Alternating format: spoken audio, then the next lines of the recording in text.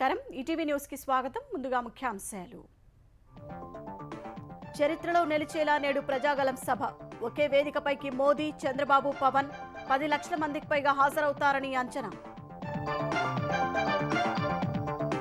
వివేక హత్య కేసు నిందితుడు అవినాష్ కు మళ్లీ సీటు చెల్లెళ్లు ప్రశ్నిస్తున్న తీరుమారని జగన్ బెయిల్పై ఉన్న ఎంపీకి రక్షణగా సీఎం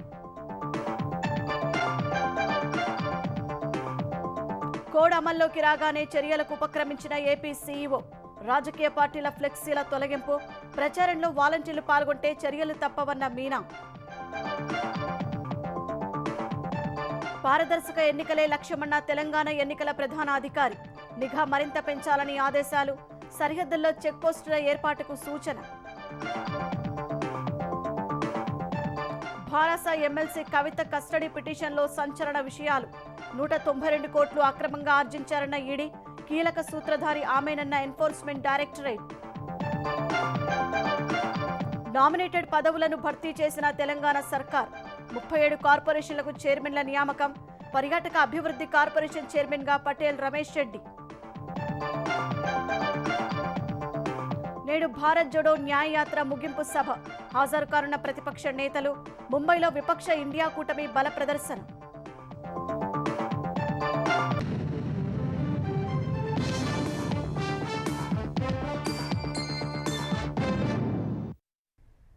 చరిత్రలో నిలిచేలా చరిత్రను తిరగరాసేలా తెలుగుదేశం జనసేన భాజపా కూటమి తొలి బహిరంగ సభకు సిద్ధమైంది. ఆంధ్రప్రదేశ్ రాజకీయ చరిత్ర గతినే మార్చేసే కీలక ఘట్టం బొప్పూడి వద్ద ఆవిష్కృతం కానుంది.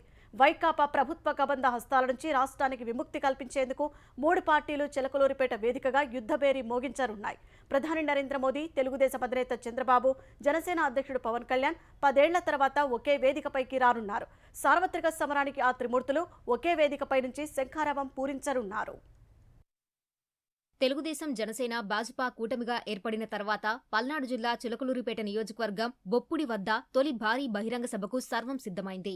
సభకు రాష్ట్ర నలుమూలల నుంచి 3 పార్టీల శ్రేణులు, ప్రజలు ఉత్సాహంగా తరలిరానున్నారు. పొత్తు ఖాయమయ్యాక జరుగుతున్న తొలి ఎన్నికల సభను కనీ విని ఎరుగని రీతిలో అత్యంత భారీగా నిర్వహించేందుకు ఏర్పాట్లు చేశారు. ప్రజాగలం బహిరంగ సభ కోసం తెలుగుదేశం ఆధ్వర్యంలో 3 పార్టీల ముఖ్య నేతలతో ఏర్పాటైన కమిటీలు కొన్ని రోజులుగా అవిశ్రాంతంగా శ్రమిస్తున్నాయి. అసాధారణ స్థాయిలో ఈ సభకు లక్షల మంది తరలివస్తారని అంచనా వేస్తున్నారు. ప్రజాగలం సభ ద్వారా 3 పార్టీల అగ్రనేతలు ఏపీ ప్రజలకు బలమైన సందేశాన్ని పంపనున్నారు. వైకాపా అరాచక పాలనకు చరమగీతం పాడేందుకు, రాష్ట్ర ప్రజల భవిష్యత్కు భరోసా ఇచ్చేందుకు సంయుక్తంగా ఎన్నికల బరిలో దిగుతున్నట్లు బొప్పుడి సభ వేదికగా బలంగా చాటి చెప్పనున్నారు. కేంద్రంలో ఎన్డీఏ, రాష్ట్రంలో 3 పార్టీల కూటమి అధికారంలోకి వస్తే జరిగే మేలును వివరించనున్నారు. ఎన్టీఆర్, వాజ్పేయి హయాం నుంచి తెలుగుదేశం భాజపా మధ్య మైత్రి కొనసాగుతున్నా మధ్యలో కొంత విరామం వచ్చింది. 2014లో రాష్ట్ర విభజన తర్వాత తెదేపా, భాజపాలు మళ్లీ జట్టు కట్టాయి. ఆ ఎన్నికల్లో ఈ 2 పార్టీలతో జనసేన కూడా జతకలిసింది. అప్పట్లో గుంటూరులో జరిగిన సభలో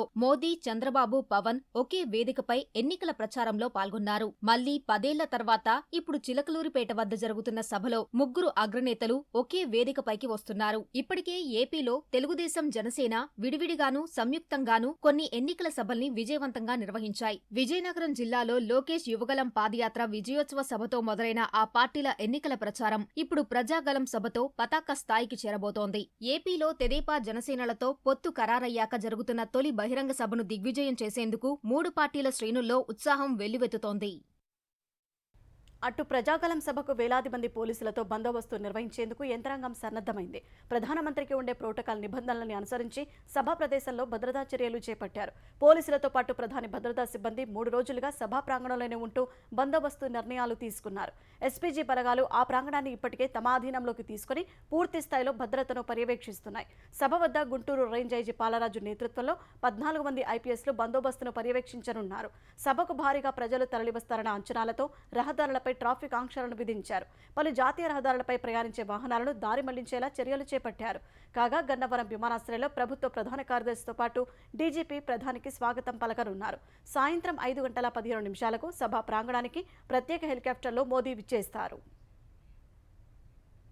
పిఠాపురం నుంచి పోటీ చేస్తున్న జనసేన అధ్యక్షుడు పవన్ కళ్యాణ్ను భారీ మెజారిటీతో గెలిపించాలని చంద్రబాబు కార్యకర్తలకు దిశానిర్దేశం చేశారు. పిఠాపురం నుంచి పవన్ పోటీ చేస్తుండటంతో అక్కడి మాజీ ఎమ్మెల్యే వర్మను పిలిచి చంద్రబాబు మాట్లాడారు. పవన్ కోసం సీటు త్యాగం చేసిన వర్మను చంద్రబాబు అభినందించారు.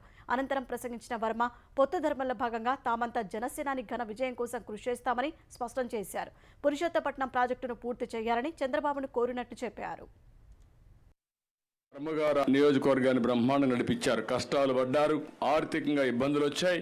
అలాంటి వ్యక్తి ఈ రోజు పవన్ కళ్యాణ్ గారు నేను పిఠాపురం నుంచి పోటీ చేస్తానంటే ఆయన కోసం త్యాగం చేయమని నేను మన వర్మ గారిని కోరా. తప్పకుండా అంగీకరించారు. నేను అందుకే వారికి ఒక మాట చెప్పాను. ఆ నియోజకవర్గం తరపున మొదటి విడత లిస్ట్ లో ఎమ్మెల్సీగా వారే ఉంటారు. మరి పొత్తులో భాగమైనప్పుడు భుజాల మీద మోయవలసిన బాధ్యత ఉంటుంది కాబట్టి మేము పార్టీ కట్టుబడి అక్కడ పవన్ కళ్యాణ్ గారు ఏదైతే మా పిఠాపురం వచ్చారో ఎంతో బలంగా ఉన్న పునాది పిఠాపురం, అటువంటి పిఠాపురం మీద అత్యధిక మెజార్టీతో మేము గెలిపించి చంద్రబాబు నాయుడు గారికి గిఫ్ట్ ఇచ్చే పరిస్థితుల్లో మేమందరం కూడా నిరంతరం రాత్రింపగలు పోరాడతామని చెప్పి తెలియజేసుకుంటూ సార్వత్రిక ఎన్నికలకు నోటిఫికేషన్ వెలువడిన వేళ తెలుగుదేశం, భాజపా, జనసేనలు ప్రచారం ముమ్మరం చేశాయి. ఇంటింటికి తిరిగి కూటమిని గెలిపించాలని ఓటర్లను విజ్ఞప్తి చేశారు. తూర్పుగోదావరి జిల్లా నిడదవోలు మాజీ ఎమ్మెల్యే బూరుగుపల్లి శేషారావును జనసేన నేత కందుల దుర్గేష్ కలిశారు. తన విజయానికి సహకరించాలని కోరారు. అనపర్తి అభ్యర్థి నల్లమిల్లి రామకృష్ణారెడ్డికి మద్దతుగా ఆయన అభిమానులు బైక్ ర్యాలీ నిర్వహించారు. మాజీ మంత్రి కొత్తపల్లి సుబ్బారాయుడు నరసాపురం నియోజకవర్గంలో బైక్ ర్యాలీ నిర్వహించారు. తిరుపతి సింగాలగుంటలో అరణి శ్రీనివాసులు ఎన్నికల ప్రచారం నిర్వహించారు. కర్నూలులోని చిదంబరావుపేటలో టీజే భరత్ ఎన్నికల ప్రచారం నిర్వహించారు. స్థానిక ప్రజలు ఆయనకు హారతులు పట్టి స్వాగతం పలికారు. మరోవైపు బాపట్ల జిల్లా అద్దంకికి చెందిన వైకాపా నేత బాచిన కృష్ణ చైతన్య తెలుగుదేశం తీర్థం పుచ్చుకున్నారు. ఉండవల్లిలోని చంద్రబాబు నివాసంలో పార్టీ కండువా కప్పుకున్నారు. ఎన్నికల కోడ్ అమల్లోకి రాగానే ఏపీ అధికార యంత్రాంగం చర్యలకు ఉపక్రమించింది. ప్రభుత్వ ఉద్యోగులు, వాలంటీర్లు ఎన్నికల ప్రచారంలో పాల్గొనడానికి వీలులేదని జిల్లాల కలెక్టర్లు స్పష్టం చేస్తున్నారు. శాంతియుత వాతావరణంలో ఎన్నికలు జరిగేలా కృషి చేయాలని కోరుతున్నారు. ఎన్నికల్లో అనుసరించాల్సిన విధి విధానాలను నెల్లూరు జిల్లా కలెక్టర్ హరినారాయణన్ అధికారులకు వివరించారు. రాజకీయాలకు ఉద్యోగులు, సిబ్బంది దూరంగా ఉండాలని వైఎస్ఆర్ జిల్లా కలెక్టర్ విజయరామరాజు తెలిపారు. అటు జిల్లాలో రాజకీయ పార్టీల ఫ్లెక్సీల తొలగింపు, విగ్రహాలకు ముసుగులు వేసే పనులను అధికారులు చేపట్టారు. నందిగామ ప్రధాన సెంటర్లో కట్టిన వైకాపా, తెలుగుదేశం, ఇతర పార్టీల ఫ్లెక్సీలను మున్సిపల్ అధికారులు తొలగించారు. మంగళగిరి బస్టాండ్ వద్ద అన్న క్యాంటీన్ను ఎన్నికల కోడ్ పేరుతో అధికారులు అత్యుత్సాహం ప్రదర్శించి తొలగించారు. భోజనాలు ఉంచే బల్లల్ని పక్కకు నెట్టేశారు. వాలంటీర్లు రాజకీయ పార్టీ సమావేశాలు, ఎన్నికల ప్రచారాల్లో పాల్గొనకూడదన్న ఈసీ ఆదేశాలను ధిక్కరించి పొన్నూరు వైకాపా అభ్యర్థి ఏర్పాటు చేసిన ఆత్మీయ సమావేశంలో పాల్గొన్నారు. వివేక హత్య కేసులో కీలక నిందితుడు A8గా ఉన్న కడప ఎంపీ వైఎస్ అవినాష్ రెడ్డికి సీఎం జగన్ మళ్లీ సీటు కేటాయించారు. సొంత బాబాయినే గొడ్డలతో దారుణంగా నరికి చంపించారనే అభియోగాలున్నా ఎన్ని విమర్శలు వచ్చినా పట్టింపు లేదు. తిరిగి దర్జాగా సీఎం జగనే సీటు కట్టబెట్టారు. అవినాష్ రెడ్డిని మళ్లీ చట్టసభలకు పంపే ఏర్పాట్లు చేశారు. సొంత చెల్లి, బాబాయ్ కుమార్తె ప్రశ్నించినా జగన్కు చెవికెక్కలేదు. నేను నా అవినాష్ అన్నట్లుగా ఎంపీ టికెట్ ఇచ్చేసిన తీరును ఎవరూ హర్షించడం లేదు. ఎవరైనా ఏమైనా అనుకుంటారేమోనన్న బిడియం ఏ కొశానా లేదు. ప్రతిపక్షాల నుంచి విమర్శలు వస్తున్నా లెక్క చేయరు. సొంత చెల్లి, బాబాయ్ కుమార్తె ప్రశ్నించినా వినిపించుకోలేదు. కనీసం ఓట్లు వేసే జనం ఏమనుకుంటారోననే ఆలోచన కూడా చేయలేదు. సొంత బాబాయ్ వివేకానందరెడ్డి హత్య కేసులో నిందితుడైన అవినాష్ రెడ్డిని ఇన్నాళ్లు కంటిపాపలా కాపాడుకుంటూ వచ్చిన జగన్ ఆయన్ను మళ్లీ కడప ఎంపీ అభ్యర్థిగా కొనసాగించడం ద్వారా తన నియంతృత్వ పోకడను మరోసారి గట్టిగానే చాటుకున్నారు. సీఎం హోదాలో ఢిల్లీకి వెళ్లినప్పుడు పార్టీ ఎంపీలెవ్వరినీ వెంటబెట్టుకుని వెళ్లని సీఎం అవినాష్ ను మాత్రం తీసుకెళ్లి ఢిల్లీ పెద్దల్ని కలిసేవారు. న్యాయపరంగా, రాజకీయంగా, వ్యక్తిగతంగా అన్ని సందర్భాల్లోనూ అవినాష్ కు అండగా నిలుస్తూ వస్తున్నారు. దర్యాప్తులో భాగంగా సీబీఐ అవినాష్ ప్రస్తావన తీసుకొచ్చినప్పుడల్లా ఆ సంస్థపై వైకాపా నేతలు, ముఖ్యంగా సీఎం సలహాదారు సజ్జల రామకృష్ణారెడ్డితో విమర్శలు, ఆరోపణలు చేయిస్తున్నారు. కర్నూల్లో అవినాష్ ను అరెస్టు చేసేందుకు వెళ్లిన సీబీఐ అధికారుల్ని వైకాపా కార్యకర్తలు అడ్డుకున్నారు. మీడియా ప్రతినిధులపై దాడులకు తెగబడ్డారు. చివరకు సాంకేతికంగా కాగితాలపైనే అవినాష్ ను సీబీఐ అరెస్టు చేయడం, బెయిలు మంజూరవడం అందరికీ తెలిసిందే. వివేక హత్య కేసు విచారణకు ఏపీలో ఆటంకాలు కలుగుతున్నందున కేసును మరో రాష్ట్రానికి బదిలీ చేయాలని వివేక కుమార్తె సునీత సుప్రీంకోర్టును ఆశ్రయించారు. ఆమె పిటిషన్ విచారణ సందర్భంగా ఈ కేసులో సాక్షులకు తగిన భద్రత లేదని, స్వేచ్ఛగా న్యాయమైన విచారణ జరిగే వాతావరణం ఆంధ్రప్రదేశ్లో కనిపించడం లేదని సర్వోన్నత న్యాయస్థానమే ఆందోళన ప్రకటించింది. తరువాత హైదరాబాద్లోని సీబీఐ ప్రత్యేక కోర్టుకు వివేకా కేసును బదిలీ చేసింది. ఈ కేసు దర్యాప్తులో సీబీఐకు అడుగడుగునా ఆటంకాలు కల్పించారు. వివేకా హత్య కేసులో సాంకేతికంగా బెయిల్పై ఉన్న అవినాష్ నే జగన్ మళ్లీ ఇప్పుడు ఎంపీ అభ్యర్థిగా ఖరారు చేశారు. ఆంధ్రప్రదేశ్లో జగన్ అధికారంలోకి వచ్చాక వివేకా హత్య కేసు దర్యాప్తును సీబీఐకు అప్పగించాలని ఆయన్ను కోరినట్లు వివేకా కుమార్తె సునీత మీడియా సమావేశంలో తెలిపారు. ఆ సందర్భంలో జగన్ ఈ కేసును సీబీఐకి అప్పగిస్తే అవినాష్ రెడ్డి భాజపాలోకి వెడతాడని చెప్పారని సునీత పేర్కొన్నారు. కేసు సీబీఐకి వెడితే ఆ సంస్థ దర్యాప్తు చేసే తన 12వ కేసు అవుతుందని జగన్ చెప్పినట్లు వెల్లడించారు. అలాంటి వ్యాఖ్యలు జగన్ ఎందుకు చేశారో అప్పుడు తనకు అర్థం కాలేదని సునీత అన్నారు. మరి ఇప్పుడు అవినాష్ రెడ్డి భాజపాలోకి వెళ్లే అవకాశం లేదు. ఆయన్ను ఆ పార్టీ తీసుకుని కడప టికెట్ ఇచ్చే పరిస్థితి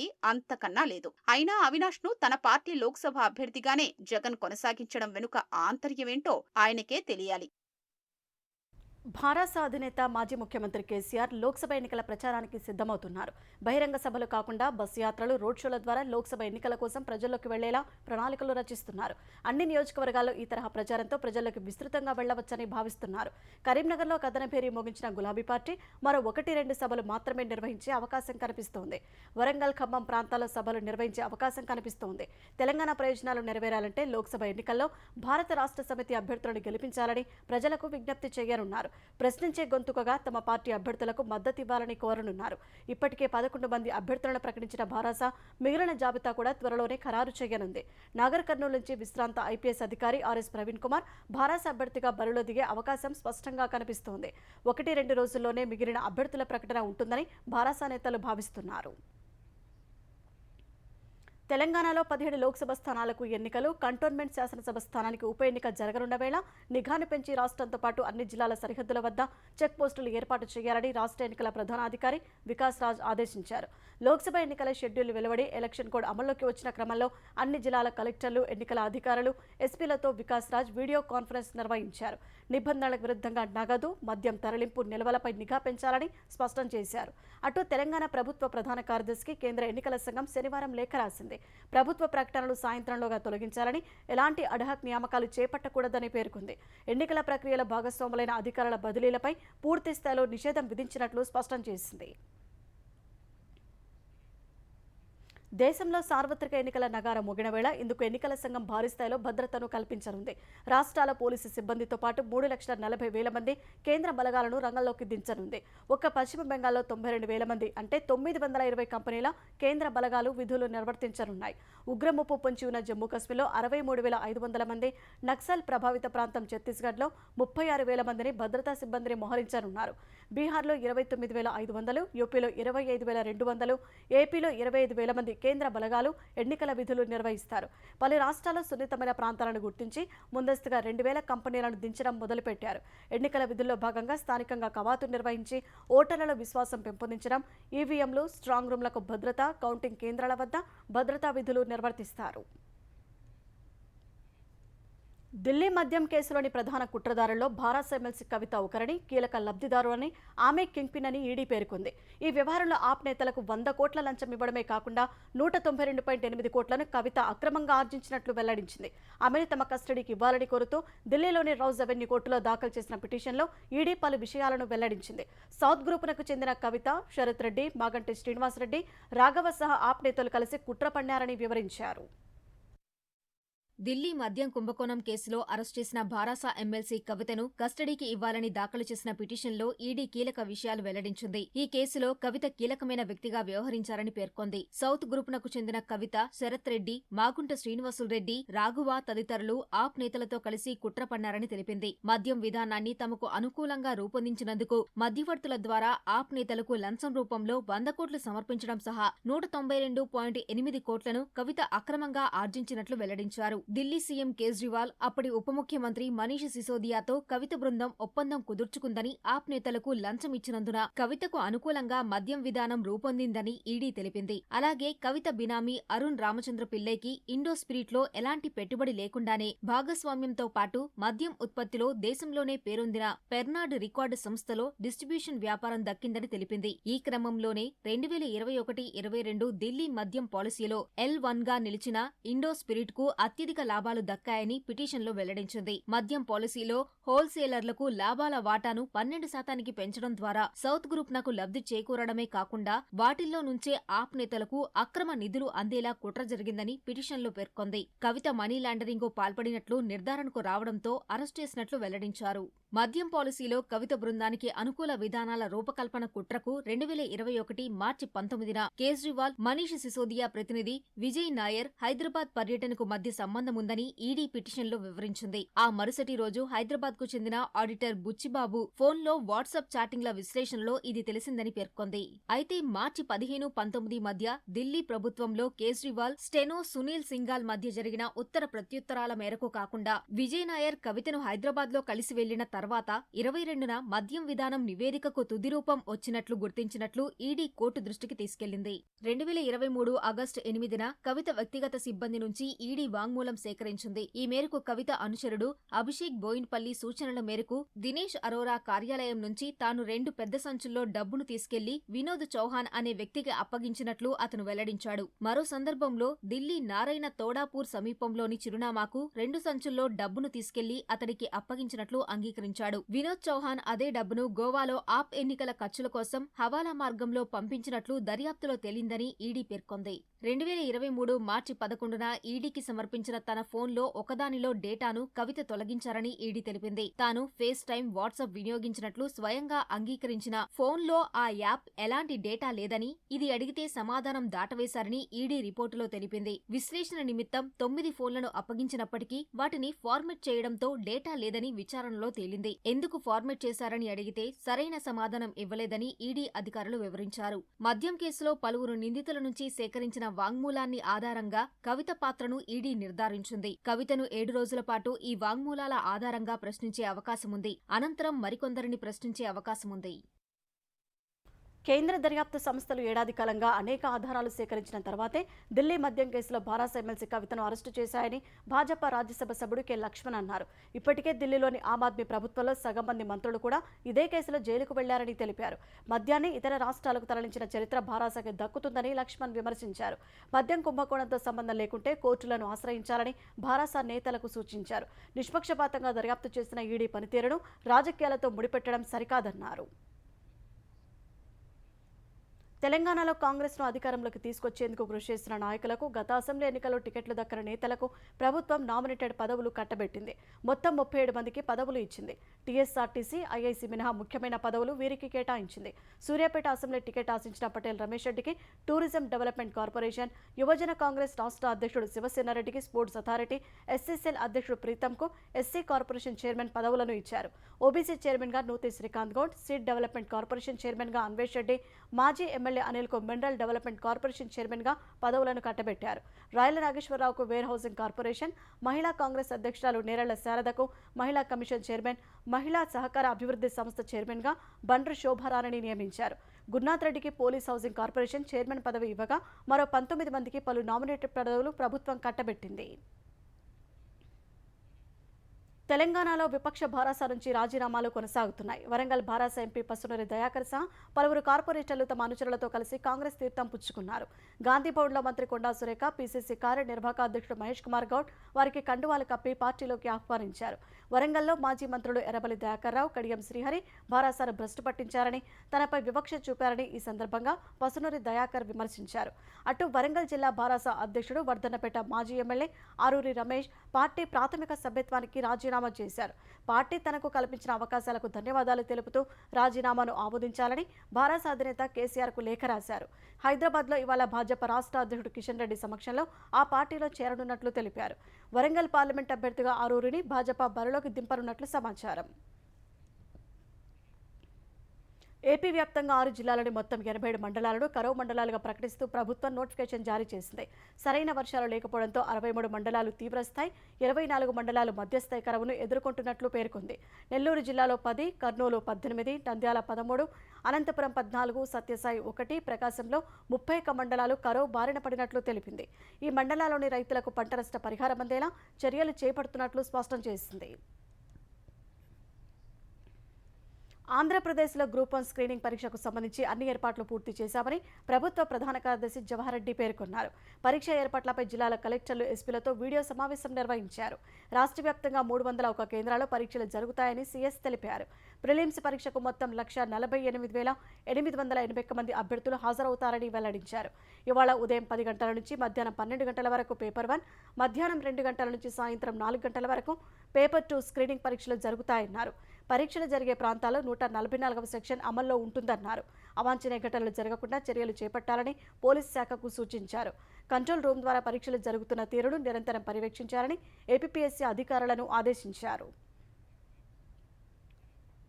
కాంగ్రెస్ అగ్రనేత రాహుల్ గాంధీ చేపట్టిన భారత్ జోడో న్యాయయాత్ర ముగింపు కార్యక్రమంలో భాగంగా ఇవాళ ముంబైలో భారీ బహిరంగ సభ నిర్వహించనున్నారు. ప్రసిద్ధ శివాజీ పార్కులో జరిగే ఈ సభ విపక్ష ఇండియా కూటమి బల ప్రదర్శనకు వేదిక కానుంది. కాంగ్రెస్ అధ్యక్షుడు Mallikarjun Kharge, Tamil Nadu CM Stalin, Jharkhand CM Champai Soren, RJD నేత తేజస్వి యాదవ్, సమాజ్వాదీ పార్టీ చీఫ్ అఖిలేష్ యాదవ్, ఢిల్లీ మంత్రి సౌరభ్ భరద్వాజ్తో పాటు CPI, National Conference, Shiv Sena, NCP నేతలు పాల్గొంటారు. భారత్ జోడో న్యాయయాత్ర శనివారం సాయంత్రం ముంబైలోని బిఆర్ అంబేద్కర్ స్మారక చైత్యభూమి వద్ద ముగిసింది. నేడు ముంబైలోని మణిభవన్ నుంచి ఆగస్టు క్రాంతి మైదాన్ వరకు రాహుల్ న్యాయ సంకల్ప పాదయాత్ర చేస్తారు. అనంతరం శివాజీ పార్కులో నిర్వహించే సభలో పాల్గొంటారు. విధ్వంసక కార్యకలాపాలకు తోడు భారత వ్యతిరేక చర్యలకు పాల్పడుతున్న పలు ఉగ్రవాద సంస్థలపై కేంద్రం నిషేధం విధించింది. జమ్మూ కశ్మీర్లో తీవ్రవాదాన్ని ప్రేరేపించడం, వేర్పాటువాదాన్ని ప్రోత్సహిస్తున్న పలు ఉగ్ర సంస్థలపై 5 ఏళ్లు నిషేధం విధిస్తున్నట్లు కేంద్ర హోంమంత్రి అమిత్ షా సామాజిక మాధ్యమం ఎక్స్ ద్వారా తెలిపారు. ఉగ్రవాది యాసిన్ మాలిక్కు చెందిన జమ్మూ కశ్మీర్ లిబరేషన్ ఫ్రంట్ సంస్థ సహా జమ్మూ కశ్మీర్ పీపుల్స్ ఫ్రీడమ్ లీగ్పై నిషేధాన్ని మరో 5 ఏళ్లు కొనసాగిస్తున్నట్టు తెలిపింది. మరో 4 అనుబంధ సంస్థలపై కూడా 5 ఏళ్లు నిషేధం విధిస్తున్నట్లు అమిత్ షా వెల్లడించారు. దేశ భద్రత, సార్వభౌమాధికారం, సమగ్రతను సవాల్ చేసే ఎవరైనా చట్టపరమైన పరిణామాలను ఎదుర్కొంటారని అమిత్ షా హెచ్చరించారు. పౌరసత్వ సవరణ చట్టం రాజ్యాంగ భద్రతను సవాల్ చేసిన పిటిషన్లను సర్వోన్నత న్యాయస్థానం పరిష్కరించే వరకు సీఏఏ అమలుపై స్టే ఇవ్వాలంటూ ఎంఐఎం అధ్యక్షుడు అసదుద్దీన్ ఓవైసీ సుప్రీంకోర్టును ఆశ్రయించారు. ప్రధాన పిటిషన్ పరిష్కారమయ్యే వరకు పౌరసత్వ హోదా కోసం దాఖలయ్యే దరఖాస్తులను స్వీకరించరాదని పిటిషన్లో ఓవైసీ కోరారు.